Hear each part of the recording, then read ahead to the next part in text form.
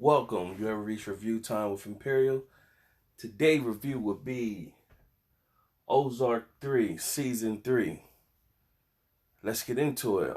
For Before I get started, to anyone that's going through the COVID-19, uh, prayers goes out to you and your family. May you remain protected if you got it.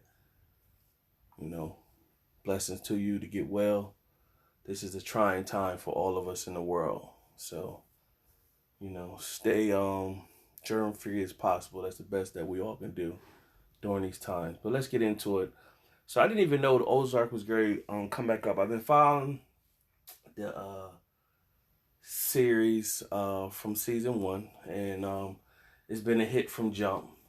Now that everybody home, quarantine, self quarantine stuff, everybody's starting to see Ozark, and I'm hearing a lot more people talking about it. But I've been on it, since season one. A very good series. Season three is just like the other ones, good. I think this one is right up there with season one. Definitely better than season two or whatever. Definitely better than season two. So let's get into it. So leaving off at the end of season one, you had Marty and Wendy. They were pushing to get the casino the whole time. Uh, Darlene Snell always wanted a baby. They got her the baby from that preacher guy that got killed. She got the baby. Darlene had to kill her husband because he was turning on them and everything like that. They got to get rid of the poppy field. In return, she would get a percentage off of the casino. So we jump right into it. The casino's up and running. So you got two new characters right off the bat that comes in. So you have oh my bad, I said Darlene. Wendy's brother Ben. He comes in. He's a new character this season, and he's you see him pretty much. He's a substitute teacher, and when he's a substitute teacher, someone playing like sending texts all through the classroom, and he's trying to explain stuff, and then one of the kids start crying, and when they started crying, he asked to see the phone. He seen the phone, so he snaps and he tells everybody to put their cell phones in the box, and boom, he goes outside, shreds everybody's phones because somebody was cutting down trees out there, and then he started fighting, tussling with the tree man. So that sets him off. So that triggers him to go visit his sister in Missouri and visit them at their casino.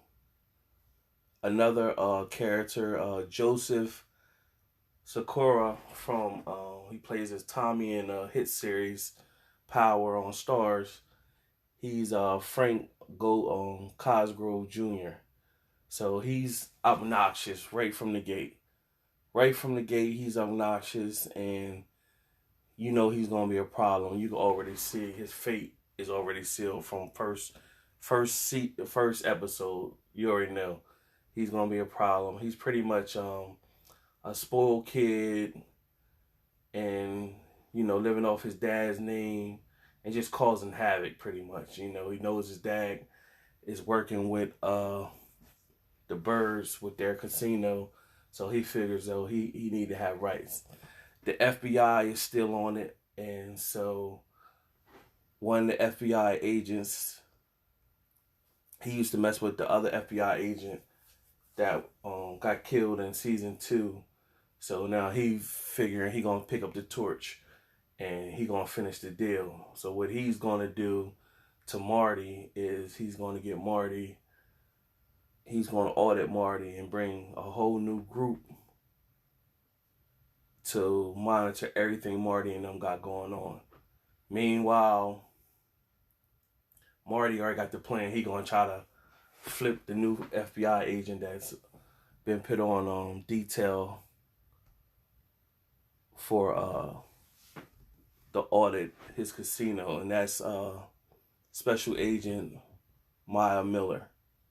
So this was like real good, man. So much stuff going on. So this 10 episodes. This review will not do it justice going over. I'm just highlighting key points or whatever, but definitely take the time during this self quarantine to sit and binge watch it.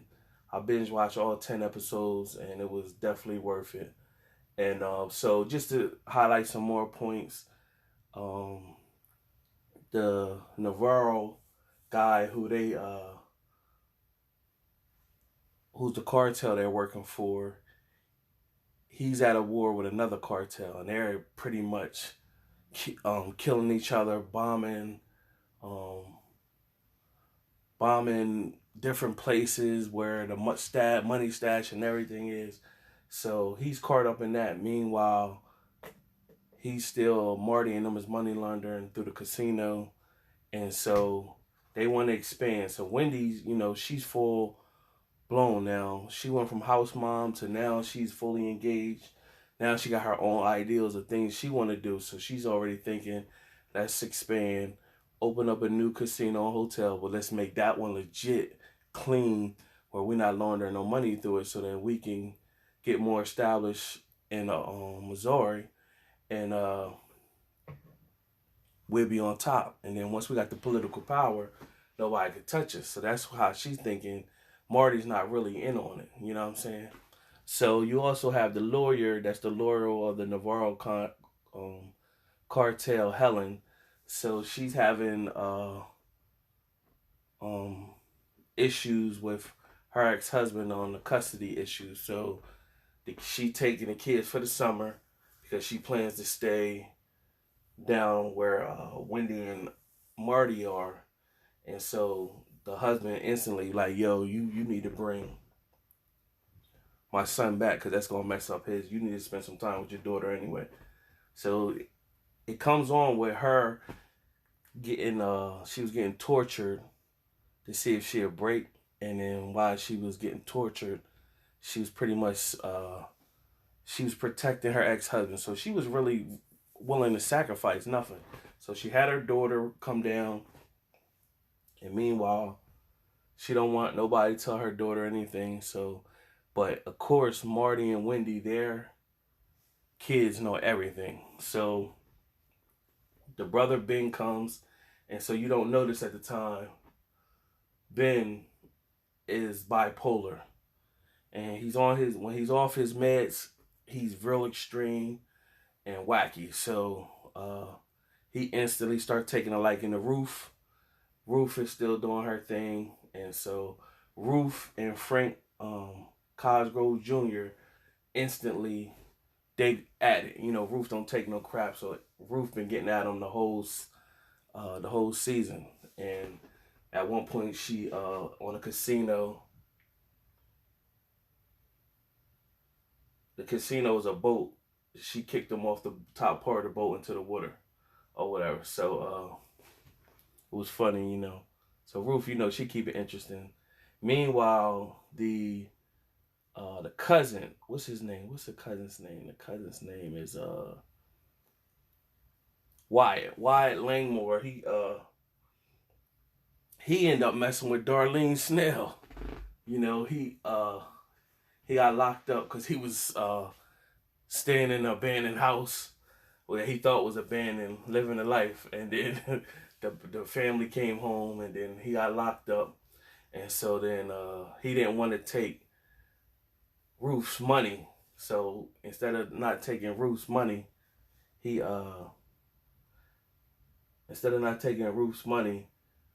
Darlene bailed him out, and then he thanked her, and then she offered him a job to work on her farm, and then they start getting close, and he started taking to the little kid, and then of course they end up hitting it off. Now Darlene is as old as that could be his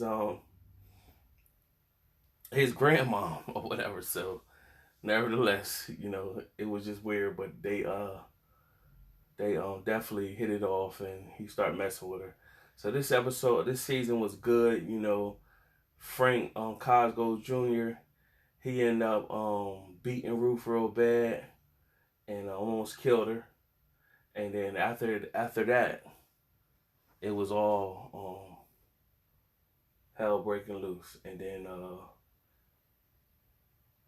Ben, which is Wendy's sister, which is Wendy's brother, my bad. He started getting off his meds, so he started going off. But he found out everything. Marty got kidnapped by the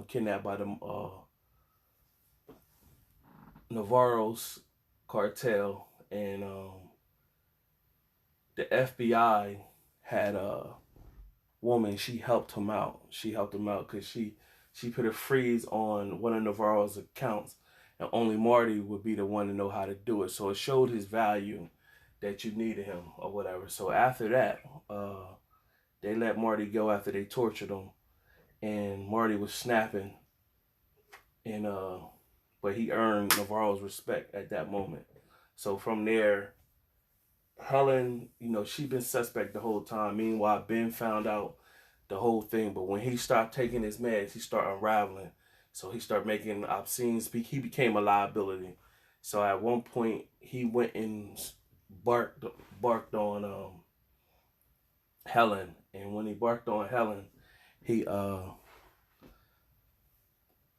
told off Helen in front of her daughter that she didn't want to know anything, and pretty much he let her daughter know that what her mom is into. And so from there, he left. From there, he left with Wendy, and then Wendy pretty much she had to tell him where she was so that she sacrificed her brother because he was a liability. He kept doing things and he was too unpredictable. She couldn't control him or whatever. So it hurt her, but she had to do it.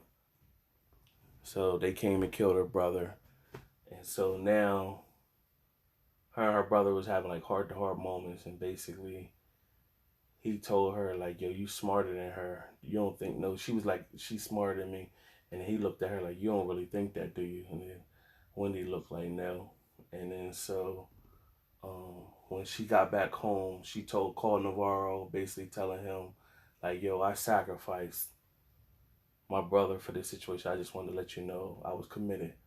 And so he pretty much was like, whatever. You supposed to do that. Your brother was a liability. But meanwhile, the FBI agent that was on detail with Marty, she pretty much was trying to get him to get a deal the whole time.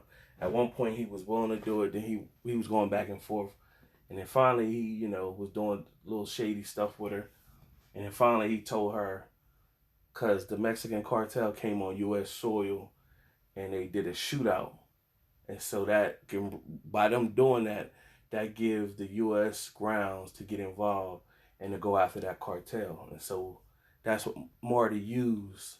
Meanwhile, Helen, she went to make a deal with the FBI to try to get saying the lie and say that Marty and them will be willing to testify against Navarro or whatever. And so they, the FBI agent that was going to make the deal with Marty called Marty up and told him like, "Yo, what you doing trying to make this deal?" And he like, "What you talking about? I ain't trying to make no deal." And she like, "Well, you need to come and clear this up because we got papers saying that you was supposed to make a deal or whatever." And he was trying to tell her like pretty much, "I'm on my way out." Like, she said, "You ready to go to Mexico or whatever?" And then he was like, "Yeah." And he was like, "Thanks for giving me the heads up." And so the whole time he's looking like, and Wendy don't know, but he knows Helen didn't set them up. And he looking like, oh man. So Navarro had already called and told them, "Hey, I want y'all to come out and check me." And so, and Helen had Navarro's kids because he wasn't safe and they kept getting killed. So once they seen Marty's value, Helen's commitment, and they got the FBI involved to go after the other cartel, when he had them bring his kids back, everybody got off the plane. They drove up to his house. His kids came in. They went in, and then his Sicario that was always with Helen, that was doing the kills and stuff like that. It looked like at first when you seen it, looked like he just walked off, and they were going to talk to Navarro, and then you seen Helen with Marty. It was Wendy, Marty, and then Helen was off to the left. And all of a sudden, when he came out, he said, "Welcome, y'all." And all of a sudden, you heard plat, and you seen Helen, not Helen, yeah, Helen's brain splat on Marty and Wendy. And when their brain splat on them, Navarro came and gave him a hug. And they thinking they was going to their death, but he was really there. He set Helen up to get killed. So it was interesting. That's how it ended. I know this review was long. It's so much stuff that I left out. So much stuff that took place. The Snell, Darlene Snell, she got to get her poppy feel back popping. She looked up. She went and killed Frank Cosgrove Jr. She killed him for Ruth, and that's gonna bring Ruth loyalty over to her.